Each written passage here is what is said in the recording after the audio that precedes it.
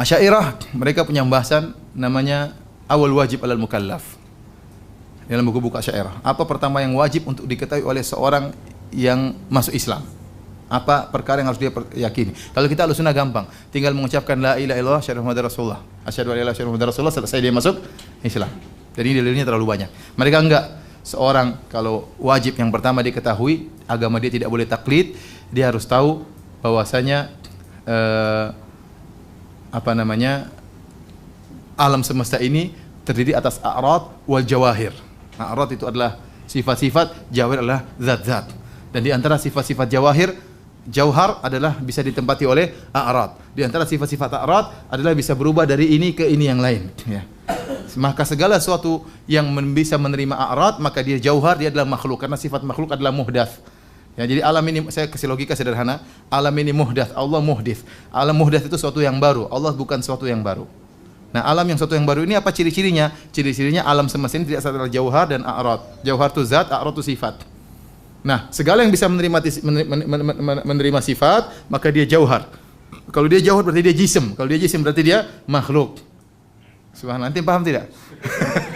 Ini dibantah habis oleh Al-Ghazali, dibantah habis oleh Ibnu Hajar Al-Asqalani. Mereka mengatakan Ibnu Hajar Al-Asqalani Asy'ari, padahal dalam bukunya Fathul Bari dalam 2 tempat dia bantah masalah ini. Dia mengatakan ini tidak benar. Para salaf dulu para sahabat enggak ada yang ngerti. Abu Bakar Siddiq apa pernah ngerti masalah ini? Umar bin Khattab, ya. Khalid bin Walid apa pernah bicara masalah ini? Jauhar, a'rad, kemudian enggak ada. Kalau ente orang masuk Islam syaratnya harus ngerti ini, banyak orang masuk neraka jahanam. Benar, enggak ada yang ngerti masalah ini. Ini dibantah oleh Ibnu Hajar dalam Fathul Bari. Bahkan Ibnu Hajar menyebutkan kalam dari As-Samnani, ulama besar Asy'ariyah, dia mengatakan inilah perkara yang sisa-sisanya Mu'tazilah yang masih kita pegang. Karena meyakini ini Mu'tazilah dan Asy'ariyah. Dan As-Samnani mengatakan, dinukil oleh Ibnu Hajar dalam Fathul Bari, bahwasanya ini adalah sisa-sisa Mu'tazilah yang masih dipegang oleh orang-orang Asy'ariyah. Ini tidak benar, sahabat tidak, kalau masuk Islam caranya seperti ini susah. Orang awam mana ngerti masalah jauhar, a'rad, kemudian enggak ngerti. Gara-gara kaidah ini akhirnya mereka menolak banyak sifat. Tapi saya tidak bisa jelaskan sekarang. Nanti lain waktu insyaallah. Ini antara akidah mereka. Kemudian di antara akidah mereka, contoh mereka mengatakan Al-Quran itu bukan firman Allah. Al-Quran yang ada di depan kita ini bukan firman Allah. Kenapa? Karena tadi sudah saya jelaskan, Allah tidak berbicara dengan suara Allah berbicara tanpa suara, tanpa bahasa, tanpa huruf. Terus bahasa jiwa.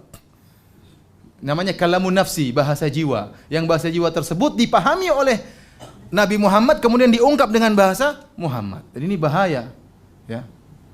Akhirnya timbullah orang-orang liberal belakangan, ya. Kita bilang enggak, kita Ahlussunnah wal Jamaah gampang, Allah berbicara dengan siapa yang Allah kehendaki, dengan topik apapun yang Allah kehendaki, dengan bahasa apa yang Allah kehendaki, dengan suara Allah yang Allah kehendaki. Apa urusannya? Apa susahnya? Allah berbicara dengan Nabi Musa, "Wa matil kabiyaminika ya Musa", wahai Musa, apa yang di tangan kananmu? Dialog atau tidak? Dialog. Musa dengar atau tidak? Dengar. Kata Allah, "Fastami' lima yuha", wahai Musa, dengarkanlah apa yang akan diwahyukan kepadamu. Begitu banyak dalil Al-Quran dan Sunnah terjadi dialog antara Allah dengan Nabi. Tidak ada orang berpahaman, itu bukan suara Allah, itu bukan bahasa Allah. Siapa yang paham seperti itu? Kecuali setelah muncul Aristoteles dan macam-macamnya, orang mengambil Yunani baru kemudian berpikiran seperti itu. Kita orang awam mana ada yang berpikiran seperti itu? Antum tanya orang awam semua itu, apa ada yang tahu bahwasanya ternyata menurut Asy'ariyah kalam Allah itu kalam nafsi, kalam jiwa, Al-Quran ini hanyalah sekedar ungkapan. Apa mereka ada yang paham? Mereka enggak paham. Mereka bilang ini firman Allah, kita baca firman Allah, mereka agungkan firman Allah. Kalau ternyata ini hanya ibarat dari Muhammad, berarti dia tidak suci dong. Berarti dia tidak suci. Berarti benar perkataan orang-orang Al-Walid bin Mughirah, apa namanya, in hadza illa qaulul bashar, ini adalah perkataan manusia. Benar perkataan Walid bin Mughirah. Allah bantah orang, Allah mengatakan, yang mengatakan in hadza illa qaulul bashar, ini adalah perkataan manusia. Kata Allah, sauslihi saqar, saya akan masukin dalam neraka saqar. Ini firman Allah, bukan ibaratnya siapa? Muhammad. Ini contoh, ya. Contohnya lagi, mereka punya pemahaman namanya Al-Kasbu Al-Asy'ari. Al-Kasab itu maksudnya apa? Al-Kasab itu, ini agak susah, antum perhatikan baik. Yang ngantuk wudu dulu. Perhatikan. Jadi Al-Kasbu Al-Asy'ari maksudnya apa? Maksudnya manusia diberi kudrah muhdatsah, kudrah yang baru. Namun kudrah tersebut, kemampuan tersebut ghairu mu'aththirah, tidak bisa memberi pengaruh. Jadi sebab tidak bisa menimbulkan akibat. Jadi tidak ada sebab menimbulkan apa? Akibat. Maksud sederhananya begini. Antum ambil pisau, tahu pisau? Awak ambil pisau, ya. Pisau untuk potong apa? Roti. Waktu awak potongkan, jalankan pisau begini, roti terbelah bukan karena pisau. Pisau ini tidak punya kudrah untuk membelah. Awak yang pegang pisau juga tidak mampu untuk apa? Membelah. Tetapi terjadinya pembelahan roti terjadi tatkala awak menggoyangkan apa? Pisau. Jadi pisau bukanlah sebab terbelahnya roti, tapi tanda terbelahnya roti. Sama seperti musim hujan terjadi pada bulan Januari misalnya. Januari itu bukanlah sebab turunnya hujan, tapi hujan terjadi pada bulan apa? Januari. Paham atau tidak? Anda nggak paham? Ya sudahlah, nggak paham. Itu namanya kasbul asy'ari. Karena mereka tauhid, kata mereka, kalau kita menyatakan di alam semesta ini ada sebab yang bisa menimbulkan akibat selain Allah, itu syirik. Ada sebab lain selain Allah yang bisa menimbulkan akibat, maka itu syirik. Oleh karenanya manusia punya kemampuan, tapi kemampuan tersebut tidak punya pengaruh. Tidak bisa menimbulkan apa?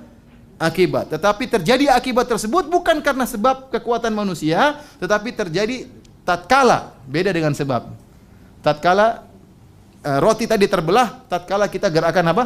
Pisau. Bukan terbelah karena pisau. Paham? Ngerti maksudnya itu? Saya tidak paham. Enggak masuk akal. Inilah makanya Al-Juwaini, Abul Ma'ali Al-Juwaini membantah ini. Maka dia disesat-sesatkan juga oleh sebagian orang Asy'ariyah. Dia imam Asy'ariyah tapi dia menyelisih hal ini. Dia bilang tidak masuk akal. Kalau begini, ini Islam bahaya seperti ini. Maksudnya dijelaskan. Ini Islam masa seperti ini? Masa ini sebab bukan akibat? Orang jelaslah, kalau pisau kasih darah ya gara-gara pisau inilah ada munculnya apa? Darah. Bukan berdarah tatkala digerakkan pisau. Yaitu pisau itu sebab menimbulkan apa? Robek dan luka. Paham? Makanya dia dalam risalahnya membantah hal ini. Ya. Dalam risalahnya membantah hal ini. Ini diantara hal yang aneh dalam akidah Asy'ariyah. Contoh lagi dalam akidah Asy'ariyah yang aneh. Misalnya kita Ahlussunnah wal Jamaah sederhana. Kita meyakini Allah di atas, kita meyakini bahwasanya penduduk surga akan melihat Allah Subhanahu wa taala. Di antara kelezatan yang paling lezat di hari kiamat adalah melihat wajah Allah. Melihatnya wajar melihatnya. Kata Nabi sallallahu alaihi wasallam, "Innakum satarawna rabbakum ayanan kama tarawna al-qamara lailatal badri." Kalian semua akan melihat langsung dengan mata kalian melihat Allah sebagaimana kalian melihat rembulan. Melihatnya ke atas kan gampang.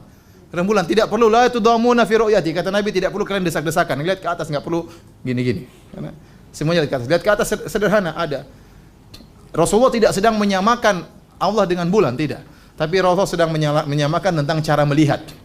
Cara melihat Allah seperti cara melihat apa? Bulan. Bukan Allah disamakan dengan bulan. Paham? Tasbir ru'ya bi ru'ya laisal mar'i bil mar'i, tidak. Ini. Asy'ariyah mendapati ternyata hadis-hadis tentang Allah dilihat pada hari kiamat, hadisnya mutawatir, diriwayatkan lebih dari 20 sahabat. Mereka tidak bisa tolak, dalam Al-Quran juga ada. Mu'tazilah gampang, mereka tolak. Mu'tazilah ini hadis ahad. Kita tolak, padahal hadisnya mutawatir. Ya. Karena mereka tidak ngerti hadis, mereka enak saja bilang hadisnya apa? Ahad. Padahal hadis tentang melihat Allah pada hari kiamat, hadisnya mutawatir. Sekarang orang-orang Asy'ariyah terpaksa menetapkan bahwasanya karena mereka tolak nggak mungkin. Karena ini mutawatir. Sehingga mereka mengatakan Allah bisa dilihat pada hari kiamat. Tapi dilihatnya tidak laisa fi jihah. Lihatnya tidak di arah. Allah dilihat tapi tidak di arah. Terus gimana coba? Jadi ngelihat tapi tidak di arah. Terus gimana ngelihat? Kalau Ahlussunnah gampang, tinggal lihat seperti lihat rembulan. Selesai. Gampang tidak? Gampang, sederhana. Akidah mudah dipahami. Mereka tidak, Allah dilihat min ghairi jihah, tapi tanpa arah. Terus gimana ngelihatnya? Jadi ngelihatnya bukan di depan. Terus gimana? Dilihat tanpa di arah. Saya nggak paham itu.